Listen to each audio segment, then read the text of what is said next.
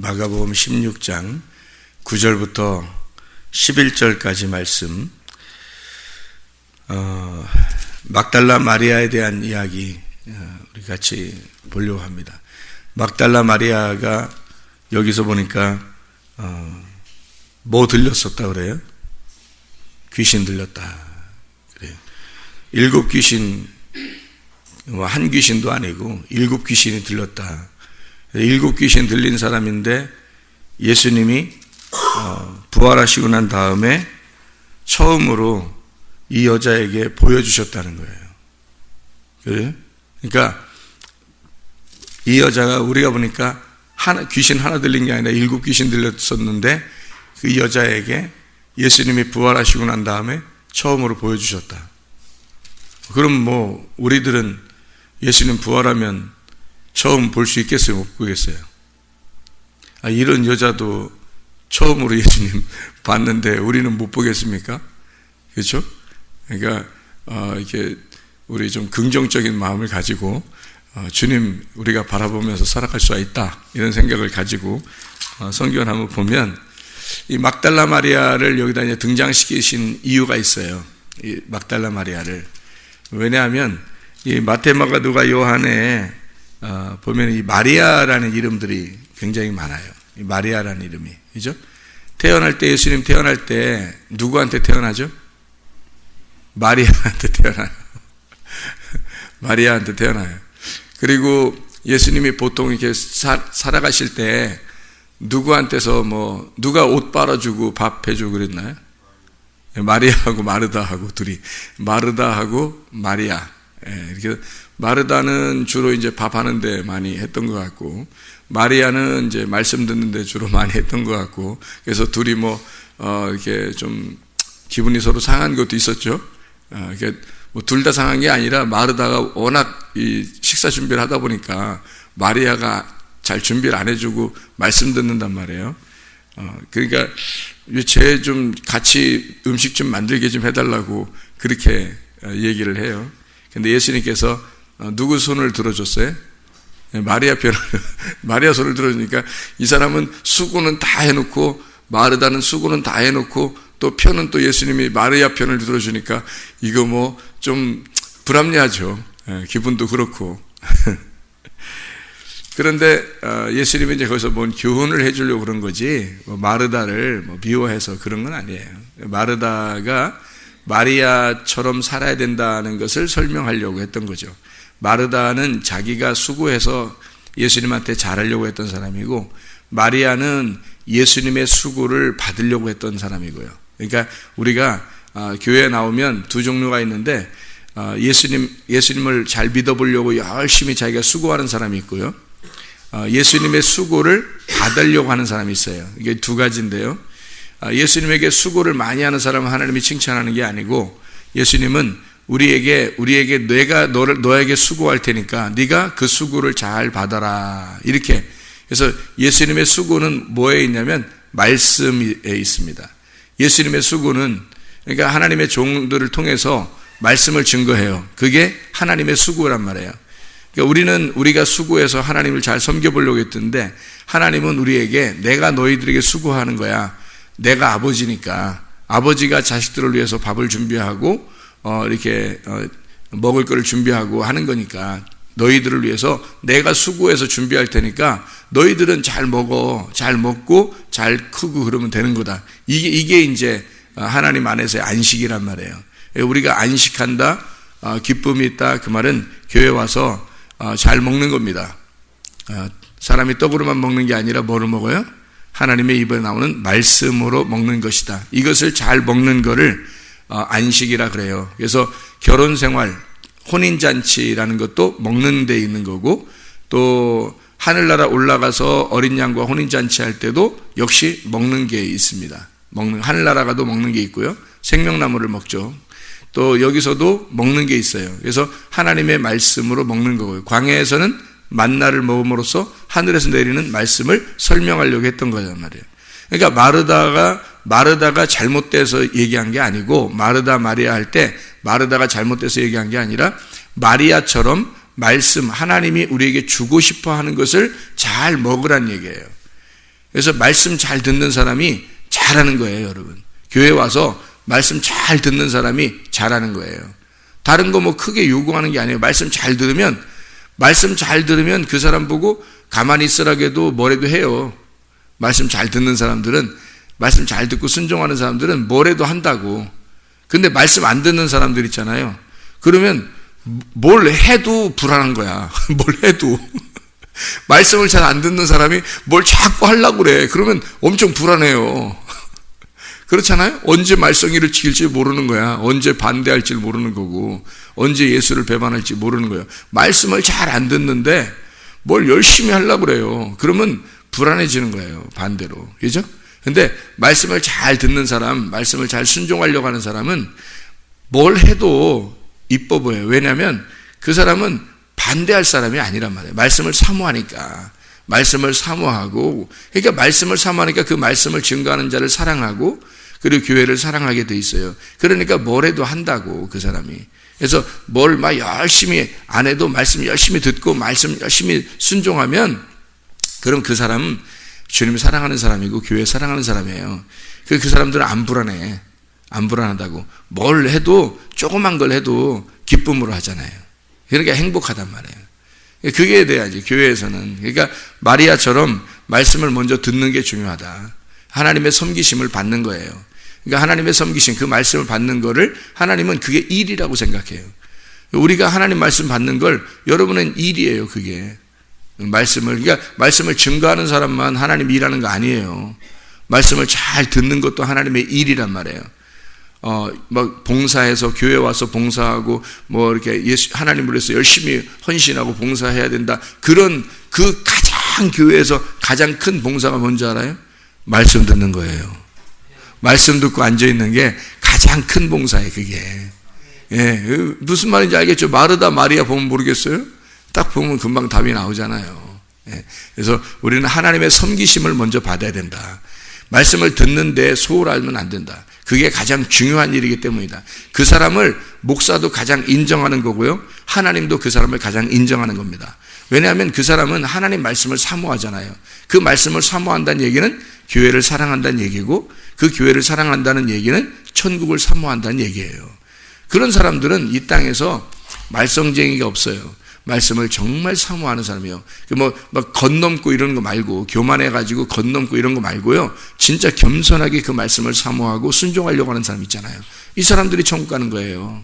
이 사람들이. 그 말씀에 준행하였더라. 노아가 은혜를 받았어요. 그리고 그 말씀을 준행하였더라. 그러면 천국 가는 거예요.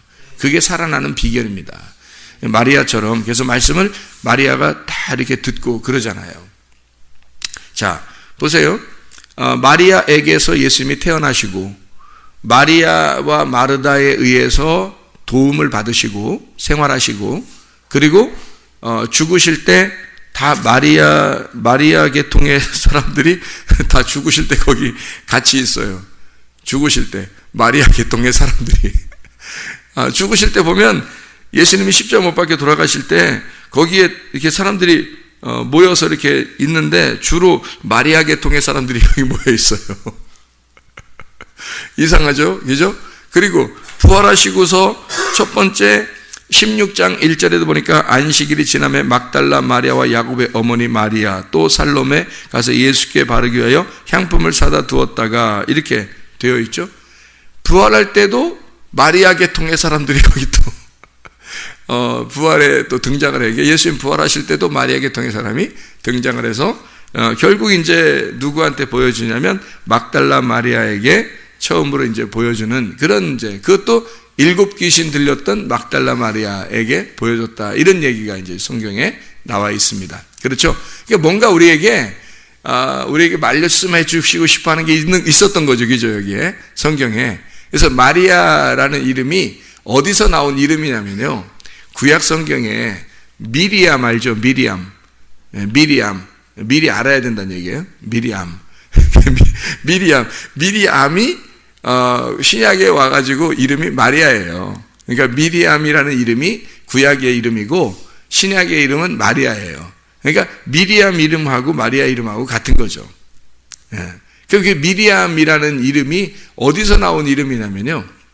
그게 마라라는 말 알죠? 마라. 마라. 이런 거 하지 마라 할 때 마라. 그 마라라는 이름 알죠? 마라라는 거 알죠? 마라. 마라가 뭐죠? 마라에서 무슨 일이 있었잖아요. 출애굽기 15장에 보면, 출애굽기 15장이요. 출애굽기 15장에 19절부터 21절까지에 미리암이 찬양을 합니다. 미리암이 찬양을 해요. 홍해바다를 건너고 그 다음에 미리암이 찬양을 해요. 출애굽기 15장에 19절부터 21절에. 그리고서 22절부터 27절까지 말씀에 마라의 쓴물이 나와요. 마라의 쓴물. 그러니까 미리암의 이름도 마라고 이 미리암의 이름이에요. 그 미리암의 이름이 신약에서는 마리아거든요. 그러니까 마리아, 미리암, 마라 이 같은 건데 여기에 미리암이 찬양을 하고 그리고 마라의 쓴물이 나온단 말이에요. 이 마라의 쓴물이 여기서 22절부터 27절에 우리는 하나님의 계명 그러면은 어디에 나오나요? 하나님의 십계명 그러면 어디에 나와요? 성경 출애굽기 몇 장에 나와요? 20장에 나오죠. 출애굽기 20장에 보면 십계명이 나오잖아요. 그렇죠? 그럼 그게 하나님의 우리에게 주신 처음 계명이죠. 십계명.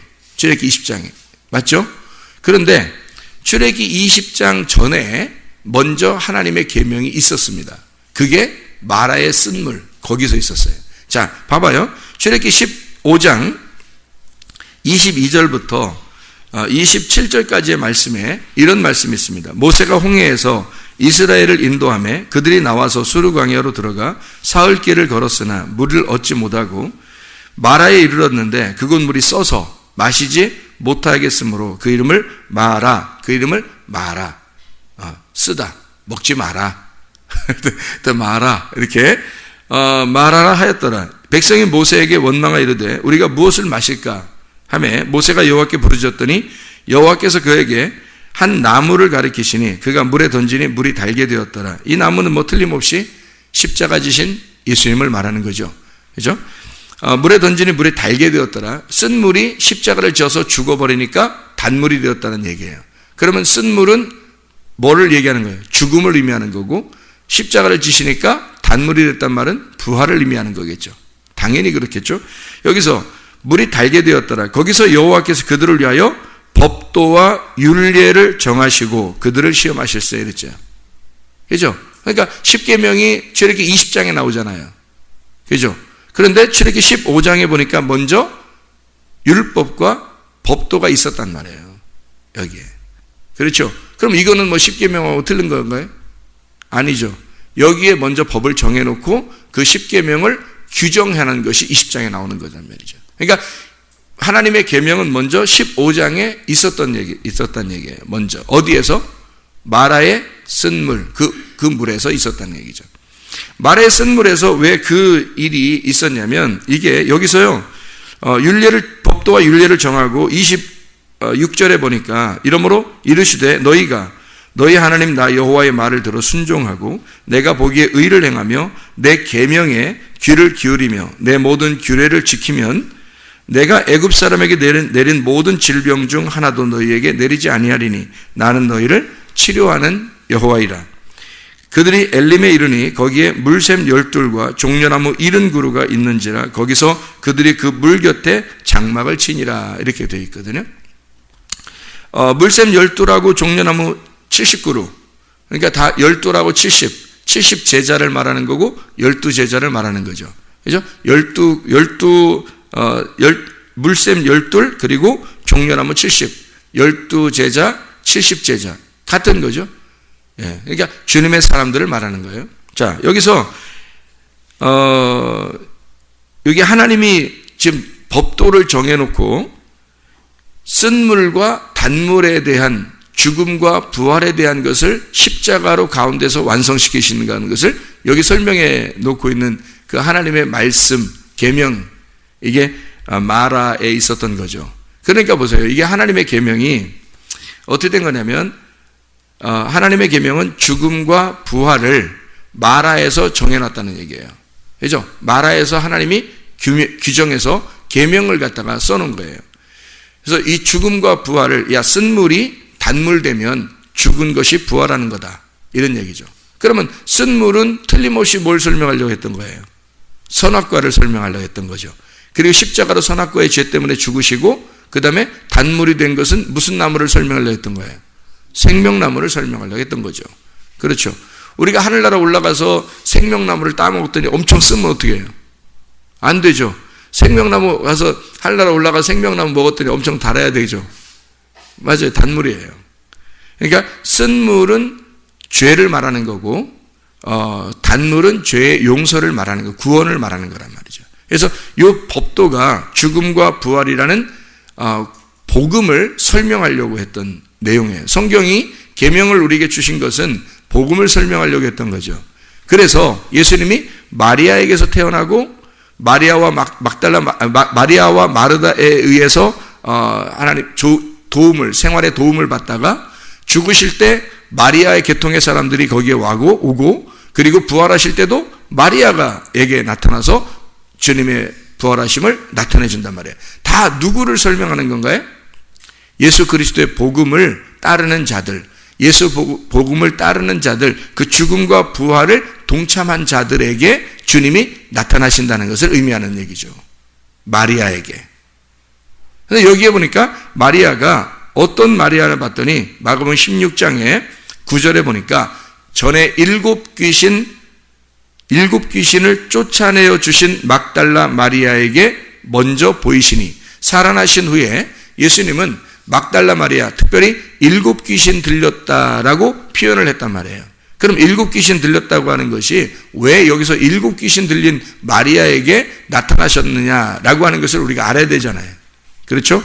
그럼 일곱 귀신 들렸다고 하는 그 막달라 마리아에 대한 이야기를 우리가 어떻게 하면 이렇게 생각하면 돼요. 자, 우리가 애굽에서 출발해서 광야에 갔다가 광야에서 가나안 땅으로 들어가죠. 그렇죠? 애굽, 광야, 가나안 이렇게 들어가죠. 그럼 가나안 땅에 들어갔더니 가나안 땅에 들어가면 전쟁이 하나도 없어요? 전쟁이 있어요? 오히려 전쟁이 있어요. 왜냐하면 애굽에서도 전쟁이 없었고 광야에서도 전쟁이 별로 없었어요. 그냥 거기서 아말렉 전투 한 번 있었는데 그것은 하나님이 대대로 너희들과 함께 싸우시리라 해서 하나님이 이기신 전쟁이에요. 그리고 나서 가나안 땅으로 들어갔더니 가나안 땅에는 너희들이 정복해 나가야 돼, 너희들이 그 땅을 차지해 나가야 된다고 하는 그 전쟁이 가나안 땅에 들어가서 비로소 있었던 거예요. 그렇죠? 그러니까 이 가나안 땅에 들어가서 전쟁하는 것은요, 마치 우리가 이런 것 같은 거예요. 이거는 우리가 차지해야 되는 땅이에요. 차지하지 않고 가만히 서 있어서는 안 되는 거예요. 무조건 차지해야 되는 거예요. 차지하려니까 전쟁을 해야 되는 거예요. 전쟁을 하려니까 어떻게 전쟁하냐면 여기 족속들을 쫓아내든지 싸워서 이기든지 해야 되는 거예요. 일곱 족속이 나오는데, 그래서 그 일곱 족속이 그 광야를 지나서 가나안 땅에 들어갔더니 가나안 땅에 몇 족속이 있더라? 일곱 족속이 있더라. 신명기 7장 1절입니다. 신명기 7장 1절. 자, 뭐라고 써 있냐면 이렇게 돼 있어요. 네 하나님 여호와께서 너를 인도하사 네가 가서 차지할 땅으로 들이시고 네 앞에서 여러 민족, 헷 족속과 기르가스 족속과 아모리 족속과 가나안 족속과 브리스 족속과 히위 족속과 여부스 족속, 곧 너보다 많고 힘이 센 일곱 족속을 쫓아내실 때에, 이렇게 돼 있거든요. 그럼 일곱 족속을 쫓아낸다는 말을 일부러 왜 써놨겠어요? 일곱 족속을 왜? 아니 다른 족속이 없었겠어요? 가나안에? 있죠. 근데 일곱 족속이라고 일부러 이렇게 표현해서 일곱 족속을 쫓아내신다는 얘기를 왜 써놨겠냐고. 여기다가 가나안 땅에 들어가니까 일곱 족속이 있었던 거예요. 그 일곱 족속을 쫓아내면 뭘 받는다는 얘기야. 뭘 받는다는 얘기예요? 땅을 차지한다는 얘기죠. 그러니까 일곱 족속을 쫓아내면 땅을 차지한다는 얘기야. 그러면 일곱 족속의 땅을 정복하면 일곱 족속의 땅을 차지한다는 얘기잖아요. 그렇죠? 그러면 그 땅이 뭐냐는 것을 우리가 성경을 알아야 되겠죠. 땅은 그리스도예요. 그러니까 그리스도를 우리가 차지하기 위해서 일곱 족속의 귀신을 쫓아내야 된다는 거죠. 일곱 족속의 귀신이 쫓아나가면 하나님의 땅을 차지하게 되는 거예요. 그럼 하나님의 땅이 누구라고요? 그리스도라고요. 그리스도를 찾아내는 게, 이 그리스도가 뭐냐면 진리의 영입니다. 진리의 영이 뭐냐면 말씀이에요. 진리의 말씀. 그러면 일곱 족속이라는 귀신을 쫓아내면 일곱 족속의 땅을 차지하게 돼요. 그러면 진리의 말씀이 차지되는 것은 어떤 것이 나갔다는 얘기예요? 진리의 말씀이, 진리의 영이 내게 들어왔다는 얘기는 뭐가 나갔다는 얘기예요? 예, 거짓의 영이 나갔다는 얘기야. 거짓의 영, 악한 영, 마귀가 나갔다는 얘기죠. 그죠? 그게 일곱 족속이란 말이에요. 그러니까 우리는 싸우는 것이 혈과 육으로 싸우는 거예요? 아니면 정사와 권세와 악한 마귀와 싸우는 거예요? 악한 마귀와 싸우는 거예요. 에베소 6장 11, 13절에 전신갑주를 너희가 입어야 된다 할 때, 그 전신갑주라는 건 그러니까 뭐와 싸우기 위해서라는 거예요? 혈과 육이 아니라 마귀와의 싸움이라는 거예요. 그럼 그 마귀가 뭐라고요? 구약으로 말하면 일곱 족속이란 말이에요. 그 일곱 족속을 쫓아내기 위해서 전신갑주를 입어야 된다니까, 전신갑주와 마귀와 반대를 설명한 거죠. 일곱 족속을 쫓아내면 일곱 족속의 땅을 차지하는 거니까, 그 땅을 차지하는 것과 일곱 족속이 반대가 되는 거죠. 그러면 일곱 족속은 일곱 귀신을 얘기하는 거야. 일곱 더러운 영을 얘기해서 일곱 더러운 영이 나가면 일곱 진리의 영이 들어오는 거죠. 일곱이라는 건 완전한 걸 말하는 거예요. 일곱 마리다 이런 얘기 의미하는 게 아니고, 일곱 마리가, 그래서 한 마리 나가라, 두 번째 나가라, 세 번째 나가라, 이렇게 귀신 쫓아낼 때 그렇게 하는 게 아니라, 일곱 족속, 일곱 귀신이라는 말은 완전한 귀신, 거짓의 더러운 영에 사로잡혀 있는 걸 말하는 거예요. 그러면 진리의 영이 들어오면요, 완전한 진리 안에 거하는 것을 말하는 거란 말이에요. 그러니까 일곱 족속이 떠나간, 일곱 귀신이 떠나간 막달라 마리아에게 무슨 말인지 알겠죠? 더러운 영, 땅의 영, 거짓의 영, 땅의 말씀을 가지고 있던 막달라 마리아에게, 그것이 쫓아나간 마리아에게 예수님이 부활하셔 처음으로 보여주시더라. 예수님이 진리의 영이니까. 일부러 여기다가 이런 얘기를 쓰는 거죠. 일곱 귀신이 쫓아나간 마리아에게 예수님이 찾아와서 보여주시더라. 그러니까 일곱 족속이라는 가나안 땅에 일곱 족속을 몰아냈을 때 그 땅을 차지하게 되더라 하는 것처럼, 완전한 귀신, 완전한 더러운 영에 사로잡힌 나에게 그 더러운 영이 떠나갈 때 부활의 예수님이 찾아오신단 말이에요. 무슨 말인지 알겠죠? 예, 진리의 영, 일곱 영이 찾아온단 말이에요. 그 일곱 영은 진리의 영이고 그분은 예수 그리스도란 말이에요. 그 예수 그리스도가 이 말씀으로 내게 찾아오시려면 내 더러운 영이 떠나가야 된다고. 내 속에 거짓된 영이. 그러니까 완전한 거짓의 영이 떠나가면 완전한 진리의 영이 찾아오게 된다. 이게 여기에 있는 말씀입니다. 우리가 여기 이 말씀을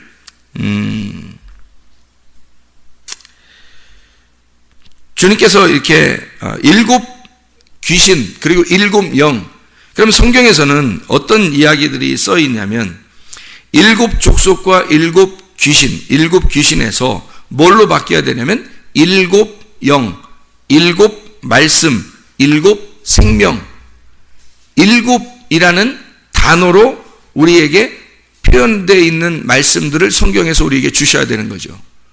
그게 일곱 눈을 가지신 일곱 영이신 하나님이란 말이에요. 성경을 읽어보시면 여러분 아시죠? 그게 일곱 생명이에요. 완전한 생명, 완전한 영, 일곱 말씀, 완전한 말씀이란 말이에요. 예수님이 그래서 안식일 날 나는 안식일의 주인이다 그래요. 안식일이 며칠째 있는 거죠? 7일째 있는 거예요. 안식일이 7일째. 예수님이 완전케 하시는 날, 예수님이 완전케 우리를 쉬게 하는 날을 안식일이라고 그래요. 6일째 창조를 하고 7일째 쉬잖아요. 모든 것이 이루었다 해서 쉬는 날이 일곱이란 말이에요. 성경에서 일곱을 다 이렇게 봐. 그래서 성경의 그 요한계시록에 보면 나팔을 몇 개 불어요? 7개 불어요. 도장을 몇 번 찍어요? 7인, 7나팔. 대접도 7대접. 천사가 그러니까 몇 명이 나와요? 7천사. 그죠? 7천사. 교회는 몇 교회가 나오죠? 7교회가 나와요. 요한계시록의 교회, 몇 교회한테 편지 쓰는 거예요? 7교회. 7교회, 7사자에게 편지하는. 그리고 7천사가 7인, 7나팔, 7대접을 가지고 온단 말이에요. 왜 7이라고 다 했을까? 하나님의 눈, 하나님의 영이 7이니까. 그래서 하나님의 영, 하나님의 영으로 그 눈으로 우리에게 찾아오시는 그 장면을 설명하려고 한 거죠. 그러니까 이것은 7이라고 하는, 우리 이런 말 있죠. 4,000명 먹이시고 몇 바구니를 거두어요? 4,000명 먹이실 때는 7바구니 거둡니다. 5,000명 먹이실 때는 12바구니 거두고요. 12바구니가 천국의 완성이에요. 그 제자들에게 주시는 그 양식이란 말이에요. 그러면 7바구니는 뭘 나타내겠어요? 7교회죠. 7교회. 그러니까 12바구니, 7바구니 이렇게 나누죠. 예. 그러니까 그게 성경에 보면 다 이렇게 의미가 있어요. 의미가. 7명의 그 식구들하고 1명의 누구예요? 8명이 구원받았어요. 누구와? 노아 식구들이. 그러면 7명의 식구들하고 1명의 누구? 노아하고. 합해서 8명. 그죠? 그러니까 7이라고 하는 건 우리에게 큰 안식을 주는 거예요. 노아에게 속한 안식 7명. 자기 부인하고 자녀들하고 며느리하고 다 합해서 7명. 그러니까 노아는 쉰다, 안식한다, 휴식한다는 단어거든요. 노아. 무슨 말인지 알겠죠? 그러니까 하나님은 이렇게 7 귀신을 쫓아낼 때 너에게 진정한 안식이 온다는 거예요. 7 귀신을 쫓아내야. 너는 예수 믿는다고 하면서 귀신이 들어와 있단 말이에요. 땅의 것을 자꾸 속에 집어넣고 있다는 거지. 그게 귀신이에요, 여러분. 자꾸 땅이 사모되죠. 땅에 있는 거, 내 자식 잘 돼야 돼. 뭐 돈 잘 벌어야 돼. 나 지금 잘 살아야 돼. 뭐 좀 해야 돼. 이거 다 7 귀신입니다, 이게. 땅의 거란 말이에요, 땅의 거. 하늘의 것이 들어와야 돼요. 하늘의 것이 7영, 하나님의 영이란 말이에요. 그러니까 이 땅의 것이 쫓겨나가야 하나님의 영이 들어온단 말이에요. 여러분이 늘 여러분 7 귀신을 갖다가 여러분 모시고 사는데 하나님의 영이 어떻게 들어와요? 7 귀신하고 싸워서 이걸 몰아내야 돼. 이걸 싸우려니까 전신갑주를 입어야 되는 거예요. 그래서 말씀을 들어야 되는 거예요, 여러분이. 말씀을 듣고 전신갑주를 입을 때 귀신이 떠나가는 거예요. 그게 마귀와의 싸움에 승리하는 겁니다. 그러면 여러분 말씀을 들으면 들을수록 땅의 것이 사모가 안 되죠. 말씀을 들으면 들을수록 땅에 욕심이 안 생긴다고요. 이게 승리하는 겁니다, 여러분. 땅에서 욕심이 자꾸 생기면 생길수록 그게 선악과예요. 그래서 귀신을 자꾸 모셔드리는 거예요, 그게. 하나님의 영이 들어오면 땅에 욕심이 안 생겨요. 그러면 하나님의 것이, 하늘의 것이 욕심이 생기고 하나님의 영이 들어와서 나를 지배하는 거예요. 나를 통치하는 거예요. 통치자가 바뀐 거예요.